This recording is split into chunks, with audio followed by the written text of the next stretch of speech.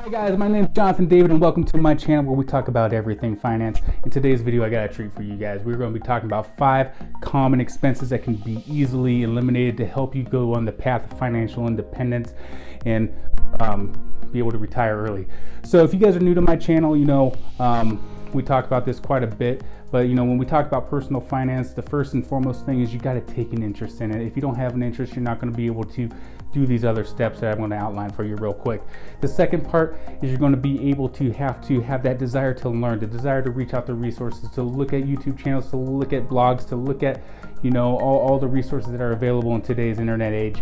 Number 3, and this is what our video is going to talk about today, and we're going to be talking about how to identify and get rid of some of these expenses that add up day after day for the year and result in significant expenses.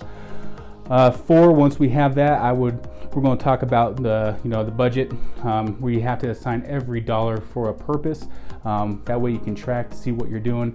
5, and then you're going to have to know, once you have a budget, how can you increase your savings anymore? How can you start to incorporate additional side hustles? How can you do something passively or actively, whether it be taking on new jobs, or you can do stuff where you get paid while you sleep type of deal. And then number 6, we're going to be talking about being able to track it and keep investing, and be also to come back and recalibrate every now and then, make sure you're on the right goals. So if you're watching this video, we're going to address point number 3, where we talked about the identifying the common expenses for this topic. Now, before we get started, I want to make sure that you guys obliterate that subscribe button and like button. It helps me out. It helps you guys because you guys will be able to see all my fresh content. And I appreciate it. So please feel free to do that. And but yeah, so as we get started in this video, the number one thing that I would like to identify, and this affects a lot of people in America, is that of smoking and drinking. So if we look at if you're currently doing this, please stop. Not only is it for your financial health, but it's also for your personal health.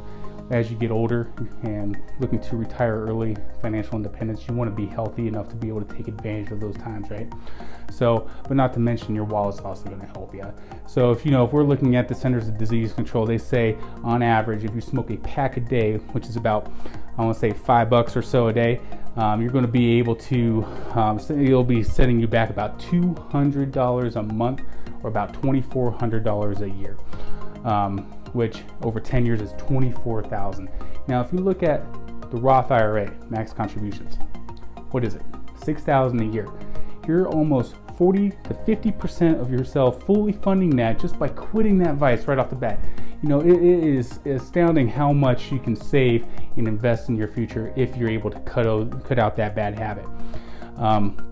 In addition, we're talking about drinking. So if we're looking at there's a study out there that says on average the American family spends about 1% of their gross income on going and buying alcohol. So when we're talking about the average income being about $55,000 a year, you're looking at $500 to $550,000 in expenses for that vice. So between those two, you're saving close to $3,000 that can be put somewhere else and be invested and can get you going on that path of financial freedom. The number 2 thing I want to talk about is that of coffee. Everybody loves to have their morning caffeine, their morning jolt to get ready for the day. But did you know how much it adds up? We're talking $4 to $5 a cup. The average Americans are going to be spending $1,400 to $2,000 a year on coffee. This is your Starbucks, this is your Dunkin' Donuts, this is your McDonald's. So if you're able to stop this, cut that out, you're going to be able to save significant money on that. And learn how to brew it at home. You can go from a $4 to $5 cup of coffee to a 25-cent cup of coffee. And and not to mention you get more control of the process and you get to learn more skills. And who doesn't like that, right? The number 3 thing that we want to talk about is that, talking about having the latest electronics. We are bombarded every day with having ads thrown our way for, hey, you need to have the brand new iPhone, the one that has the 3 cameras and the better photography, and or it needs to have the better processor, or Samsungs with the curved edges and all that kind of stuff, all these marketing gimmicks. But lately, you look at these phones, they're all plenty powerful, right? So you can take a phone, instead of upgrading what the average American does is a every 18 to 24 months. You can do it for every 3 to 4 years. So you can reduce that income by half, or that not income, but that expense by half. So if you're able to hold on your phone twice as long, you can get twice the savings. So if we take a $1,000 handset, which is typical now, that's over 4 years, you're saving yourself an additional $250 a year, which is not bad. Number 4 is eating out. The average cost of eating out in today's day and age is about $15 per meal, not to include tips and all that other thing, and gas and time and all that stuff, whereas eating at home takes $6. So if you're able to learn the skills and eat at home, you're going to be able to save. So if you're to reduce that by 3 meals a week over the course of the year, you'll save an additional $1,400 a year doing that, which is great. Not to mention also get better culinary skills. And number 5, this is probably the biggest one, where we're going to be talking about credit card interest payments. This is where, when we have the average American balance holding a $5,500 credit card balance at a 16% or so interest rate.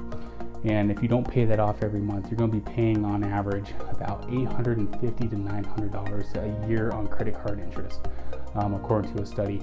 And this is way too much. So if you're able to combine and pay cash and do all that stuff, budget for yourself and not have to pay that money that's going essentially nowhere except the banks, you're going to be in better shape. So in summary, these are 5 common expenses. You got your drinking, your cigarettes, you got your quitting your coffee, you're quitting your iPhone purchases and the latest technological gadgets, you're quitting your going out to eat as much, and you're also withholding on your credit card balances and making sure those get paid off so you can avoid those hefty interest charges. So in summary, if you add all this up, that can save up to about $7,000 a year, which is pretty significant.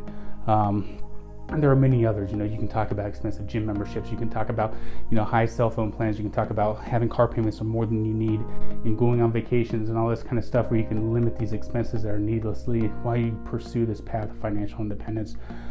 So this is something to consider, and I would love to hear some of more of your guys' ideas on where you have cut back to achieve your guys' budgets and be on the path of investing and doing better like that. So I'd love to hear from you, and please subscribe and like this video. I appreciate it, and until next time, I'll talk to you later. Thanks, guys.